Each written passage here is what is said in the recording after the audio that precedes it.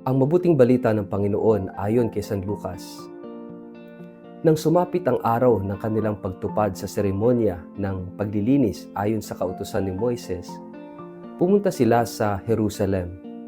Dinala nila ang sanggol upang iharap sa Panginoon, sapagkat ganito ang nasusulat sa kautusan ng Panginoon. Bawat panganay na lalaki ay itatalaga sa Panginoon. Nag-alay din sila ng handog ayon sa nakasaad sa kautusan ng Panginoon. Magkapares na ibong bato-bato o kaya'y 2 inakay na kalapati. May isang tao noon sa Jerusalem na ang pangalan ay Simeon. Isang lalaking matuwid, may takot sa Diyos at naghihintay sa katubusan ng Israel.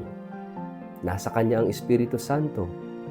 Ipinahayag ng Espiritu Santo sa kanya na hindi siya mamamatay hanggat hindi niya nakikita ang Kristo na ipinangako ng Panginoon. Sa patnubay ng Espiritu, si Simeon ay pumasok sa templo at nang dalhin doon nina Jose at Maria ang sanggol na si Jesus upang tuparin ang ayon sa itinakda ng kautusan. Kinarga ni Simeon ang sanggol. Pagkatapos, nagpuri siya sa Diyos. Ngayon, Panginoon, maaari na pong yumaong mapayapa ang inyong abang alipin ayon sa inyong pangako. Yamang nakita na po ng aking mga mata ang inyong pagliligtas na inyong inihanda sa harapan ng lahat ng bansa. Ito po ay liwanag na tatanglaw sa mga hintil at magbibigay dangal sa inyong bansang Israel. Namangha ang mga magulang ng sanggol dahil sa sinabi ni Simeon tungkol sa bata. Binasbasan sila ni Simeon at sinabi kay Maria, "Tandaan mo, ang batang ito'y nakatalaga sa ikapapahamak o ikaliligtas ng marami sa Israel. Siya ang magiging tanda mula sa Diyos, ngunit tutuligsain siya ng marami. Kaya't mahahayag ang kanilang iniisip. Dahil dito, magdaranas ka ng matinding kapighatiang parang isang patalim na itinarak sa iyong puso." Ang mabuting balita ng Panginoon. Word of the day, hear what God has to say. Mapagpalang araw po sa inyong lahat. Kumusta po kayo? Ang ating word of the day ay acceptance, pagtanggap. Ngayon ay piyesta ni St. Thomas Becket, isang obispo at martir. Ang eksena sa Ebanghelyo ngayon ay isang napakagandang tagpo sa loob ng templo. Si Maria at Jose, dala ang batang si Jesus, ay nagtungo upang tuparin ang kautusan ng mga Hudyo, ang pagbibigay ng pasasalamat at pagtatalaga sa unang anak na lalaki sa Diyos. Sa simpleng ritual ng pananampalataya, sinalubong sila ng isang matandang lalaki na ang pangalan ay Simeon, na tila buong buhay ay naghihintay sa sandaling ito. Ang sandaling makaharap ang ipinangakong tagapagligtas. Isang eksena ng pananabik, katuparan at pananampalataya. Ngunit higit sa lahat, ito'y eksena ng pagtanggap.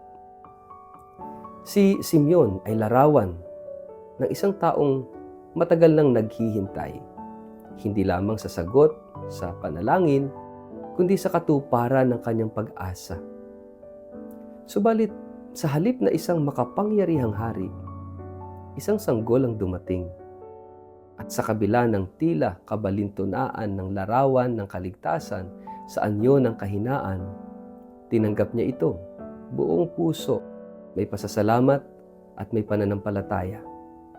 Ang kanyang mga mata ay tumingin sa isang sanggol, ngunit ang kanyang puso ay nakita ang liwanag ng mga bansa.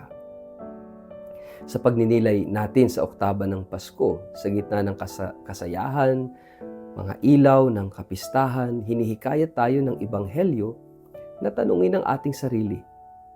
Tinatanggap ko ba si Jesus kung paanong siya ay dumating? Hindi ayon sa gusto ko, kundi ayon sa kalooban niya. Madali ang tumanggap ng tagapagligtas na makapangyarihan, ngunit paano kung siya ay dumarating sa anyo ng kahinaan? Isang bata, isang luha, isang pagsubok, isang taong nangangailangan. Ang pagtanggap ay isang espesyal at existential na gawain. Hindi ito simpleng pagpayag kundi isang bukas loob na pagsang-ayon sa isang realidad na hindi natin kontrolado. Sa konteksto ng ating buhay, maraming beses na ang Diyos ay dumarating sa hindi inaasahang paraan, sa mga kabiguan, sakit o kahinaan. Tulad ni Simeon, kailangan natin ng pusong marunong maghintay at matang marunong kumilala sa kahit sa pinakakaraniwang karanasan.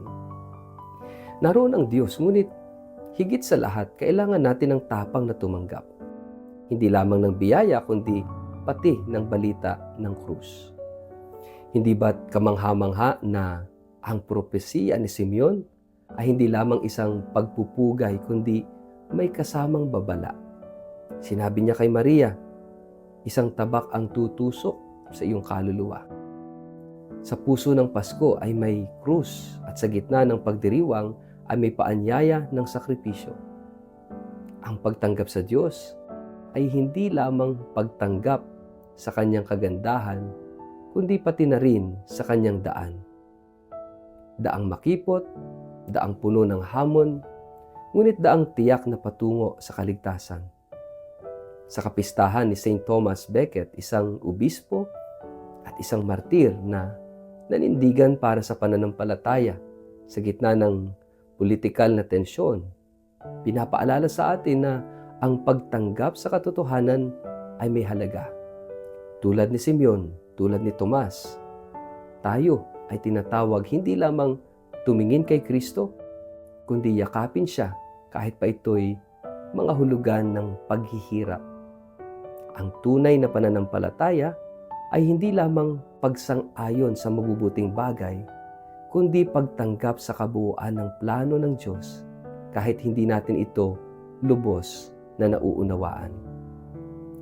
Mga kapatid, sa panahong ito ng Kapaskuhan, tayo ba'y tumatanggap kay Jesus sa ating mga puso at buhay? Hindi lamang bilang isang sanggol sa bilen, kundi bilang Panginoon sa gitna ng ating mga kababalaghan, sa kabila ng ating pagkabagabag, sa kabila ng ating mga problema. Tayo bukas hindi lang sa kanyang biyaya, kundi pati na rin sa anyo ng kanyang kaloob sa ating pang-araw-araw na buhay.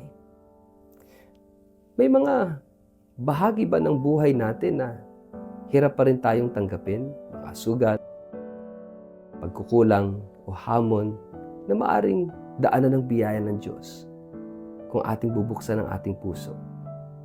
Sa ngalan ng Ama at ng Anak at ng Espiritu Santo. Amen. Panginoong Jesus, Ikaw na dumarating sa katahimikan ng gabi at kahinaan ng sanggol, turuan mo kaming tanggapin ka araw-araw sa aming buhay. Tulad ni Simeon, bigyan mo kami ng mata ng pananampalataya at puso ng pagtanggap. Tulad ni Maria, bigyan mo kami ng lakas na yakapin ang kalooban ng Ama kahit may kasamang sakit at hindi pagkakaunawa. Amen. Pagpalain po kayo't ingatan ng makapangyarihang Diyos, Ama at Anak at Espiritu Santo. Amen.